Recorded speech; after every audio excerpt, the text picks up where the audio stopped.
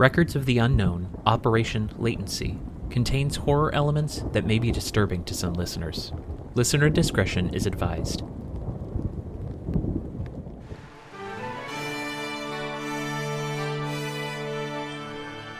You are listening to an Atomic Broadcasting production, so sit back, relax, and enjoy the feature presentation.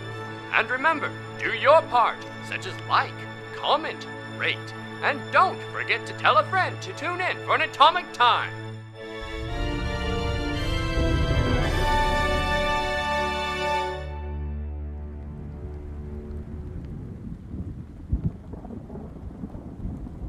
November 18th, 1952, 3:42 p.m. Birdie, you have been walking down this trail. You knew you had about a mile and a half left. At this point, it feels like it's been so much more. As you continue to head down, it's almost starting to feel like you've gone like 4 miles at this point. Could you make an athletics check for me? Yeah. 80 over 50.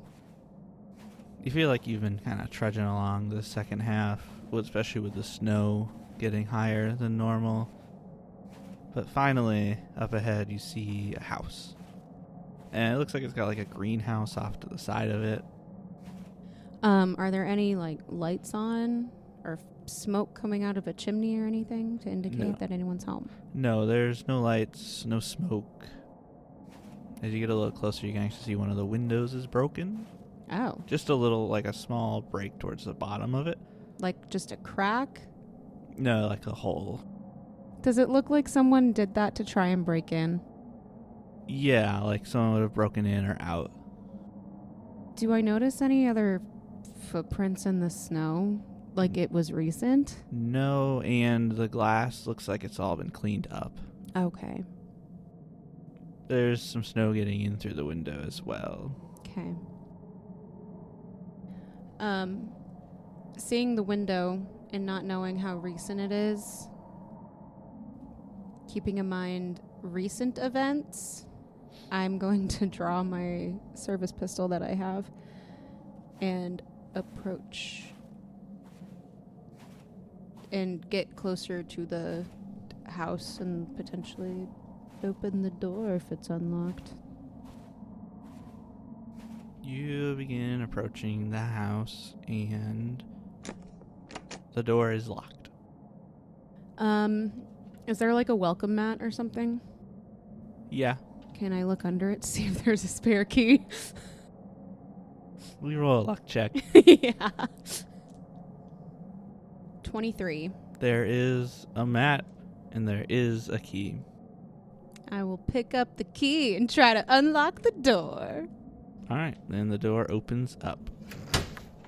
Inside, to your left, is a living room. There's some like police tape in there and an outline of like a body. There's what looks like there was a tarp over the window, but it's like blown off. And you would know this as the crime scene that Miss Bunsen was arrested for Uriah Kent's death. It looks like it matches about what you heard from that. Did he die at her lab?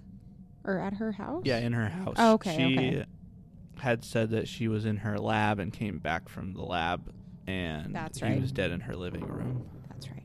Is what she claims. Was the lab the greenhouse outside? It could be. I don't know that. Why would I ask that? I mean, you know there's a greenhouse. It could be That's over true. there instead of in the house. It was implied that it was not in the house. Okay. I think I'm going to take a quick look around the house first. Out of curiosity, I'm going to go over to the crime scene and just, I don't know what I'm looking for. Just look around. Just take a gander. Is there anything weird that may stand out? Or has it been pretty well processed? It's all been pretty well processed. Looking around, it looks like everything's been pretty well checked. You couldn't imagine you'd find anything new that wasn't found before here. Okay. I'm gonna make my way to the rest of the house, I guess. The rest of the house, to the right of the entryway, is like the kitchen and a dining room off of that. And forward is the stairs that lead upstairs to a second floor. Is there any like artwork on the walls? There is like fairly generic like landscapes and such. The place seems very unpersonalized. There's not a lot of decoration that looks personally picked. It feels like it's all just kind of what you would see at like a hotel or something. I would like to see if there's like one of those paintings or prints or whatever that looks like it may be moved a lot. You could roll a search. Okay. I would like to do that. No. It's a 93. So you're looking around and you're not really catching anything that looks like it's been moved recently, but you kind of find yourself stopped in front of one that is like an ink blot, and it looks like you would probably say it looks kind of like a butterfly. Interesting. Are there any other ink blots around, or is it just that? Are you searching upstairs and downstairs? Yeah, might as well. Heading upstairs, there's a couple of bedrooms. Most of them are empty. Only one looks like it's been used. In that one, you don't really see anything like that on the walls. There is also a basement if you want to check that out. Before I do that, I'm going to move the ink blot aside and see if there's anything behind it. Just a wall. Oh. I knock on the wall. Sounds like a wall. Okay. The basement entrance is outside the building. Oh, it's one of those. Okay, I don't like that. I guess like a cellar. I'm going to hang the painting back. I'll be nice. Okay. Hang it back on the wall, and then I feel uneasy about this. Oh, yeah? Yeah, I'm doing it by myself. I don't know why I made this decision, but we're here. So you kind of look through everything but the basement and the greenhouse, but it looks pretty unused, generic, aside from the one bedroom, which, looking through there briefly, there's nothing like special. It's just like some clothes and general toiletries and clothes. There's really not much, even in the bedroom. Okay. Then I will head outside to the cellar door. The cellar door is chained and is locked. Gosh. Does the key that I have from the front door happen to unlock this? It does not. Okay, it was worth a shot. Oh, I should mention, it's getting down to about 6 degrees outside right now. The snow is still coming pretty hard. I imagine you're very bundled right now. Yeah. And it wasn't very warm in the house either. Okay.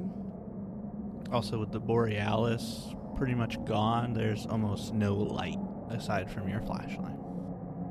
I'm going to see if I can find something to like cut the chain off, or look in the house, see if she has like a junk drawer or something. She left like a spare key laying around. Do you want to roll a search? Yeah. 68 over 20. Inside the house, there just doesn't seem to be anything like that. No, there might be a junk drawer, but it's like really junk. Nothing like that. And there's no like cutters or anything like that around in the house. Okay. And I assume I couldn't find anything to like pick the lock with or anything like that. So with some hairpins, you go out in the cold and you try to pick the lock. Nope. No. So to do this effectively, you'd have to take off like your gloves. Right. And it's so cold, you can't really even get a good bearing to start. Well, I may have to come back to that later. I'm going to head over to the greenhouse, I think. You make your way over to the greenhouse. The door's unlocked. Okay. And as you enter the first door, there is like a second door. I'm going to try and open the second door. Yeah, it opens. Okay. And as soon as you get in there, it's like a little 6-foot hallway to another door, but it's like really warm in here. And then you head to the next door and you open into the greenhouse where it's all very temperature controlled. Feels pretty nice in here. That would be kind of an attempt to keep any of the environment to come in. Yes. So heading in, there is some of that fungus that you've seen around a lot growing, or just kind of not necessarily growing. So as you come in the corner, there's some of that fungus. There's some on a table being like cut open. There's drawings and notes all over the walls. There's other plants being grown in here. Some herbs and some food alongside it. It's pretty messy in here.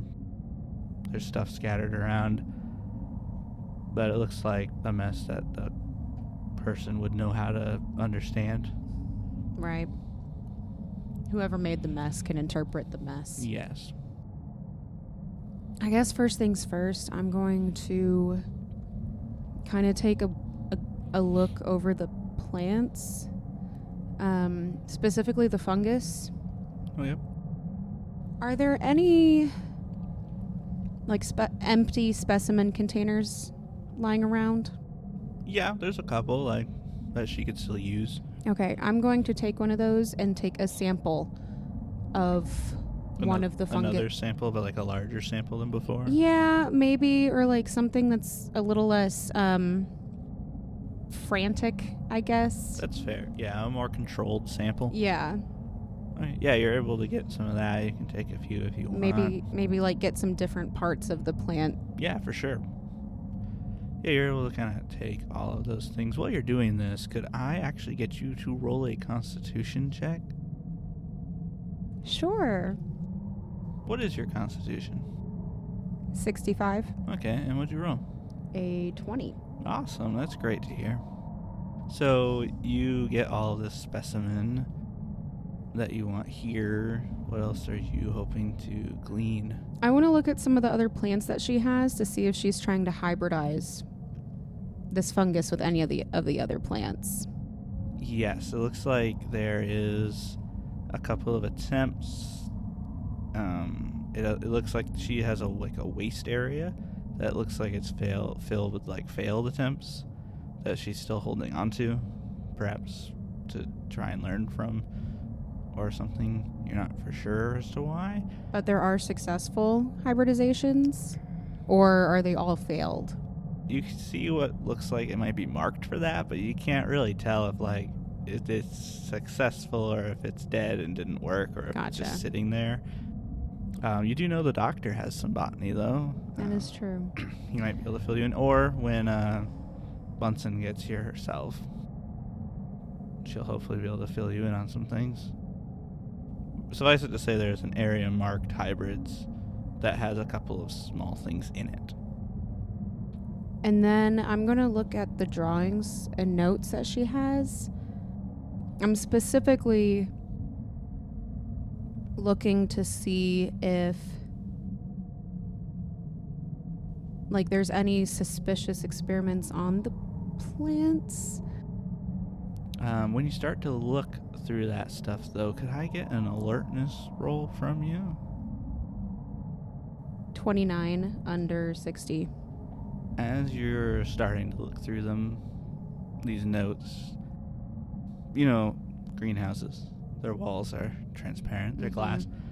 There's some smoke coming out of the house. Okay. I didn't think anyone was following me before, right? No, there's nothing that would have given you that impression. And I didn't think anyone was home? Well, yeah, you definitely didn't see anyone when you were going through. Knowing that this is the only chance I'm going to get, I'm going to keep looking in her notes and things. All right, you continue to look through. It's going to be hard to very quickly understand her notes that she's looking through. You're looking for specifically what again? Like, right now I'm looking for, like, any suspicious experiments with the plants. Like, Okay. I'll let you roll search with a -10 because you just really don't know this stuff. no. No. That's a 62. Yeah, so you're trying to quickly kind of look through to try and just find what you're looking for, and you're realizing this will take a lot of work for you. It might take less work for the doctor to understand what he's looking through and get a vibe for it. He's the one that should have came. But you might be able to just take these with you instead of leaving them here unless you find that that's far too suspicious in case Bunsen comes back. Knowing that I can't interpret them, I'm going to take them with me. And you'll worry about any consequences for that later. Yep. You stuff these notes in one of your pockets. I've got like a little satchel thing. Yeah, okay, on one of your satchels. At this point, looking back up, it's not just smoke coming out of the chimney. The house is on fire. The smoke is coming out of the windows. And What? you can see fire through one of the windows. Okay, that's what was my suspicion, was that the house was on fire.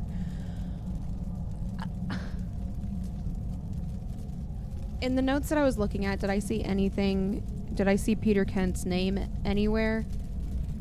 Yeah, it would have popped up once or twice for sure. You would have noticed that. Okay, well, I don't have time to decipher that right now, so I'm going to shove all the notes that I can, or that I have, into my satchel and run back outside. You run back out. The fire is really going inside that house. Do I see anybody nearby with my flashlight? Or is the flames illuminating enough? The flames are starting to illuminate as the house is catching more and more on fire. As you begin to look around, though, you hear the sound of a gun being readied behind you, and you hear "freeze!" as you see the deputy Lucas Bars with his gun pointed at you. I knew you guys were acting too suspicious. What are you doing here? And then we cut to black.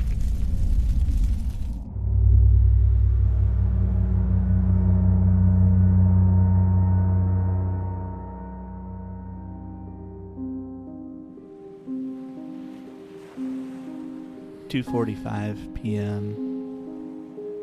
Dr. Steele, you stand at the beach, the water flowing in over the presumably deceased body of Henriette Bunsen.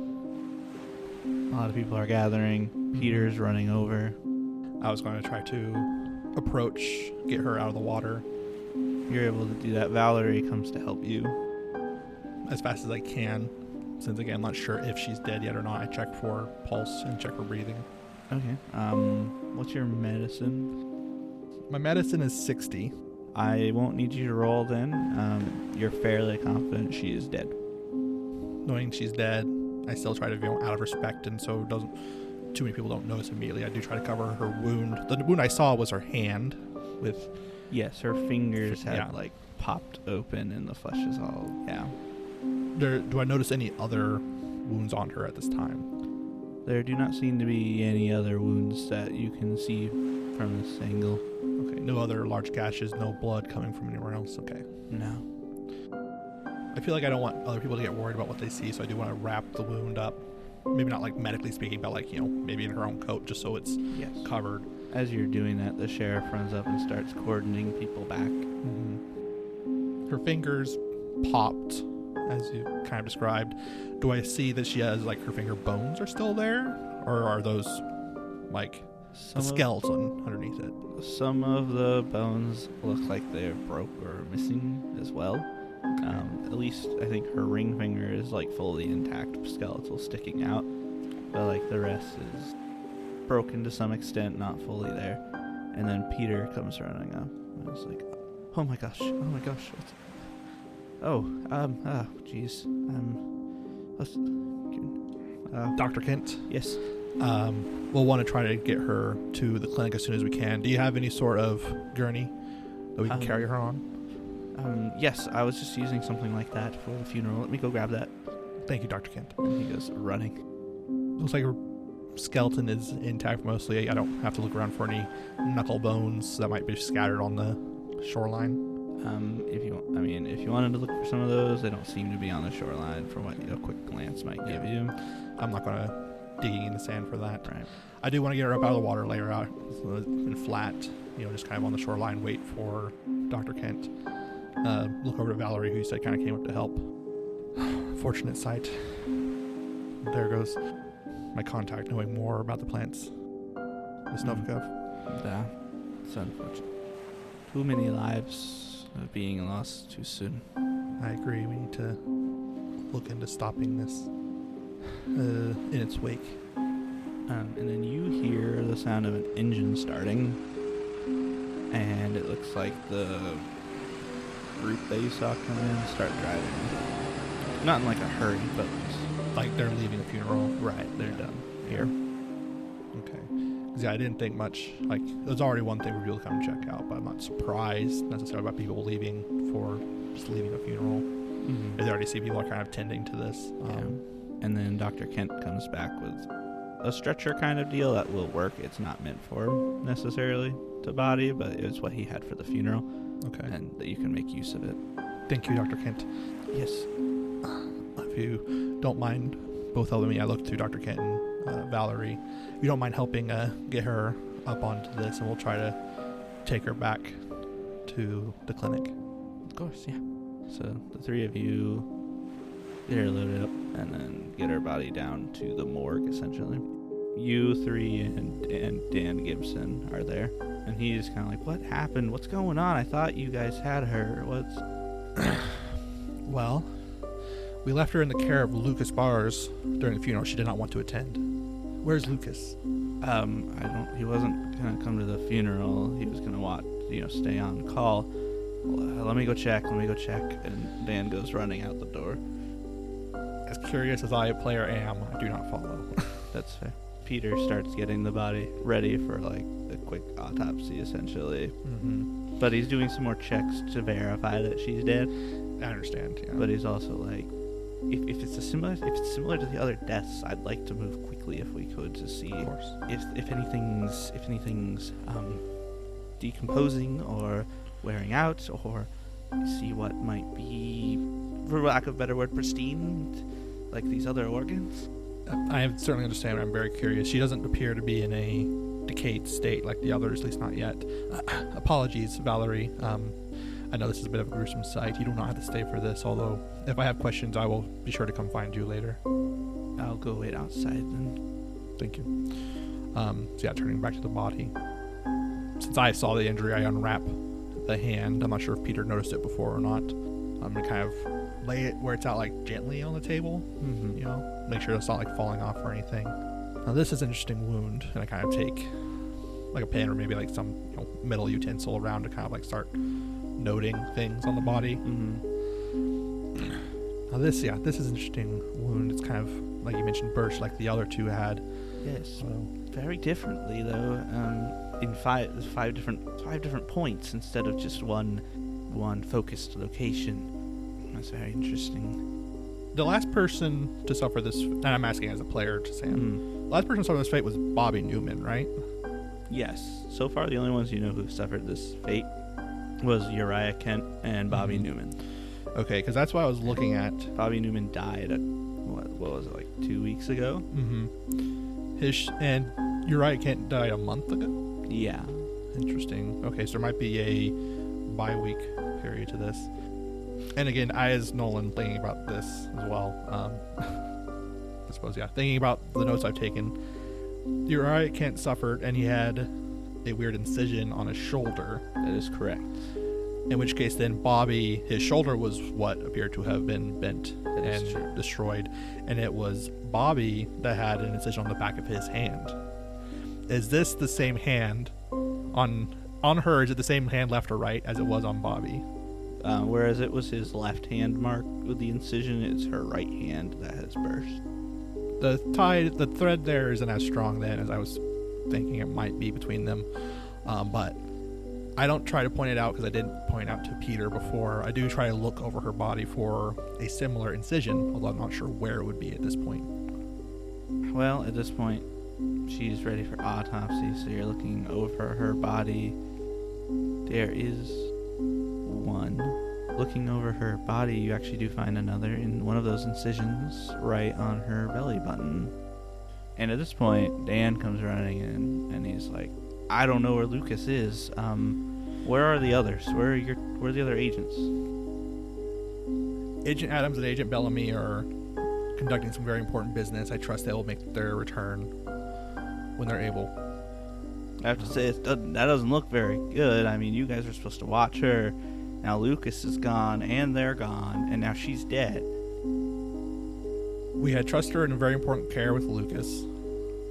And normally I would trust Lucas. I don't know what happened. I don't know where he is. What happened at the office? Was the door just opened up on its own? Well,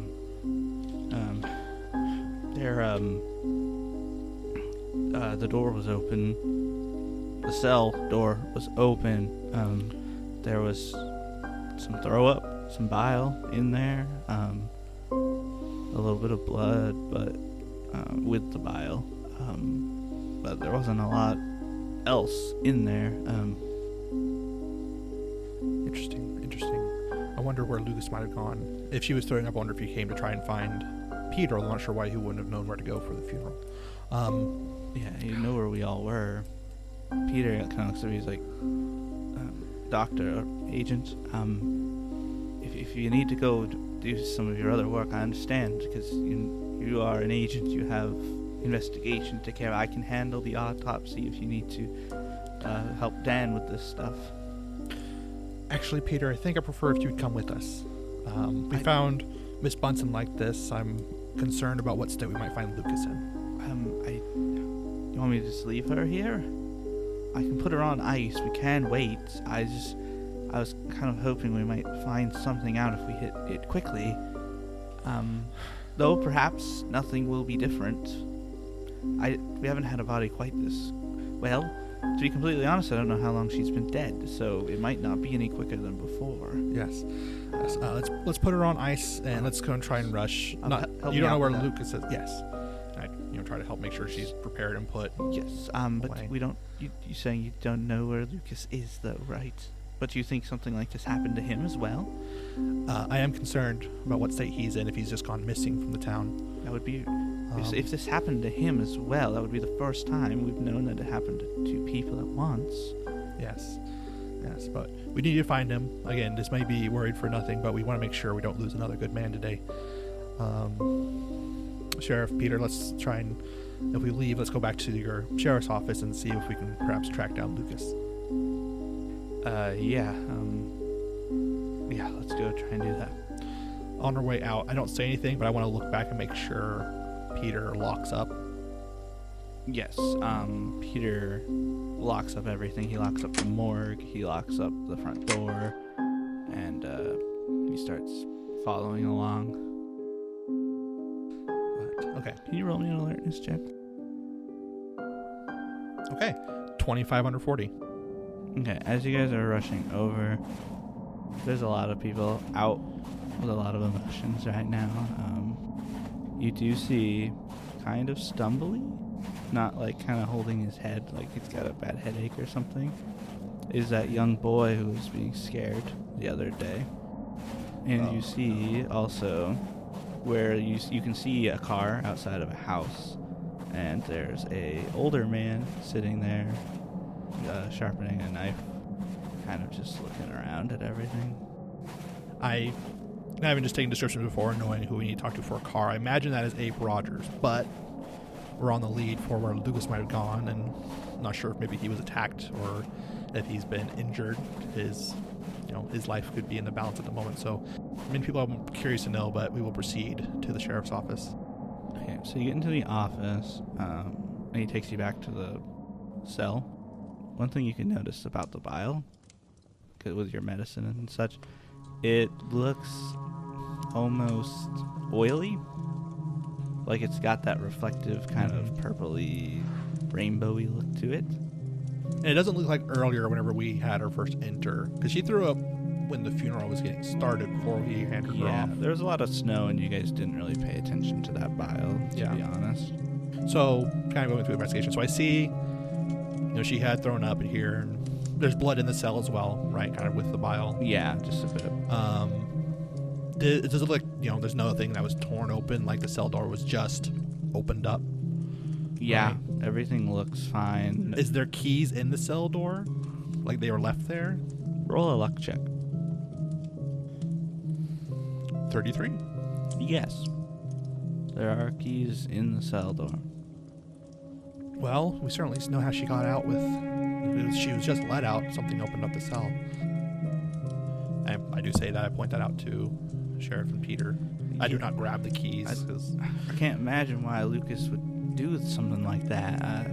He's never done something so off the books before. I'm not sure, unless maybe there was a reason she needed to leave if she wasn't safe, maybe. Or maybe she was starting to throw up and he thought she needed help, and maybe she jumped him or something. I don't know what happened. We need to find him. I don't know where he would have gone, though. Certainly. So looking from here, it looks like blood from the cell then kind of trailed out. She walked out bleeding, right? Yeah. At this point, Dan runs out and starts yelling to people if they've seen Lucas. And you're hearing responses and such from people looking around and talking. He's the sheriff of this town. I'm going to trust him to do that. I know from what I've heard from before, I know he's somewhat of a nervous fellow in his ways, so I'm just going to let him do that. I'm not going to stop him. I look around, because we left him, he was sitting at the usual desk, right? Yes. Yeah. Are there any of his effects here? Like, he doesn't kick off his boots or anything? No. The chair's pushed in. Chair's pushed in, so, okay. He's not really left anything. I'm not really sure what we're going to glean here. Could you track him maybe? Do you know how to do that? Well, it is pretty snow in the area. That usually produces good tracks, although it is a well-traveled town. Yes, I'm not good at that, and John is also not good at that, unless he's recently learned. I was always able to hide from him pretty easily. I'm trying to think what skills I have for tracking. I'm just worried that time might pass too much if we just hang around looking at bile and pushed in chairs. Well, it sounds like basically the three of you are all at base 10 with survival. So I'm going to roll survival then. Hopefully I get lucky. It didn't really matter because I rolled a 43. No, you kind of go out and you're looking and the snow is cleared. It's covered up so much Yeah. you don't have an idea of... It's a busy intersection, so there's a lot of other footprints. Yeah. None of you are probably going to be able to track. The way the chair is pushed in, and the oddest thing is the cell door unlocked, but she could have somehow done that herself, I suppose, or someone could have come in and let her out. Because I can just imagine maybe the deputy isn't so... he doesn't hold up much. Although the bar was also closed, I'm not sure where he would go to just kind of... So then Dan comes back and he's like, I don't think anyone's seen him. Maybe he went out of town. Maybe he did. Sheriff, do you happen to have a radio if you need to contact him? Yeah, I've got here. Oh, yes, yeah. And he runs over and he starts, getting it ready and talks into it, and you hear it coming out of the desk. Lucas, that's every time I tell him to take it, keep it on him, he leaves it again. Son of a gun. Or is no catching him that way? Do you know where he likes to go if he's... I'm not sure I know him well enough. He shirks his duties or anything, but do you know if he would go to the docks to talk with, I don't know, some of his friends or anything? No, I don't know. He doesn't spend a lot of time hanging out with people. He likes to kind of hang out here. I'm not sure. And Peter's like, yeah, I have not really seen him outside of town either, except for when he came to help me and Spunson out a couple of times, but I don't know either where he would go. Do you know where he lives, Sheriff? Yeah, he lives just next door, basically. He's not in there. I did check. Okay. Oh. Um, We're a bit out of luck knowing where he could have gone. His door was unlocked, which isn't unusual for him. But maybe we could take Abe's car, try and drive around and look for him. Oh, we certainly could if you know Abe well enough to... Yeah, I know Abe well enough. He's a really good friend of mine. Okay. That would help us to cover more ground then. Before we go, do I have any of sort of vials on me that I can collect samples in? Yeah, you could easily have some vials on you. What I'm thinking I'll try to do, pulling out 2, is I want to go back to the cell where the bile and the blood is, and I will try to, I guess using a Q-tip or something, I want to basically have something where I can swab it up and then just stick the whole thing in the vial and stop it. So I'm not going to try to scrape it off. I just stick whatever was touching it in. Yeah, that sounds reasonable to me. Okay, and I want to try to just collect a vial of the bile and the blood, one each. Collect those 2. I put them back with the other set of them in the kit. Come back to the fellows. I'm okay. Collected some samples of whatever she left behind. I'm not sure if we might be able to glean anything, but let's see if we can talk to Abe and hopefully we can find Lucas. All right. Will you roll me a luck check real quick as you're leaving? Not this time. It's 67. So you head out and you guys go over to where Abe is, presumably, and he does go up to that man by the car, and Abe just kind of tosses the keys when he sees you guys coming. You guys need a hand with anything? You haven't happened to see Lucas recently, have you? I heard you guys yelling about him. Yeah, he went up east of here. Saw him kind of running off for a bit. Just a minute, he didn't really say anything to me when he was going by. Did he seem spooked at all? He was running real fast. I wasn't paying a lot of attention to him. I was listening at the funeral. Figured he got a call or something. Of course. Let's pursue him that way then. Alright, he went down the main trail there. I'm going to trust. I guess I could try. I don't have any reason to distrust Abe right now, but could I just make a general human int check to see if he's you can make being a human forthright? That is 15 under my 50. He's definitely being forthright about everything, but he is eyeing you interestingly, almost distrustfully. I get that. He's kind of looking you up and down. Who am I and why am I so invested in Lucas? I can understand why that might be. From what you know of Abe, he was a government man for a while, and John really trusts him. All right, well, hopefully we can find him. Hopefully he hasn't been hurt or anything. I'll let them drive. Yeah, John jumps in to drive, takes you guys out east. As you guys are heading out, the snow keeps growing and growing, and you guys leave the lights of town, and you just have your headlight, and it just fades to black. And that's where we'll end tonight.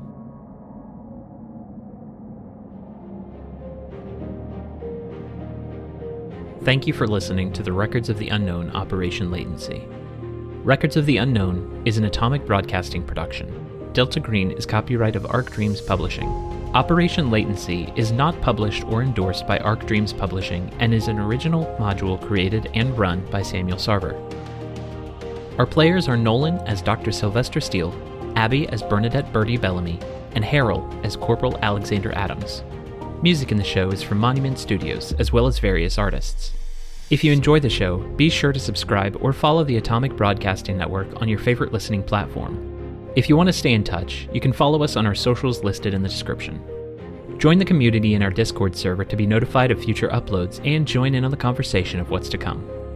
Don't forget to like, comment, and tell a friend. And as always, have an atomic time.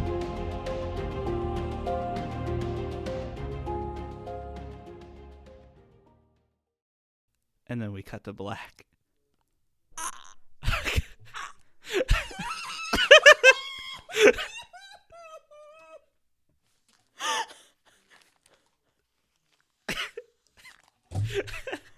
And now I need Nolan. What did I do? I did not start the fire. It was always burning since the world's been I turning. didn't start the fire. Lucas started it. Did he? I have no proof. He's the only one there. How did he get there so fast? I wasn't there that long.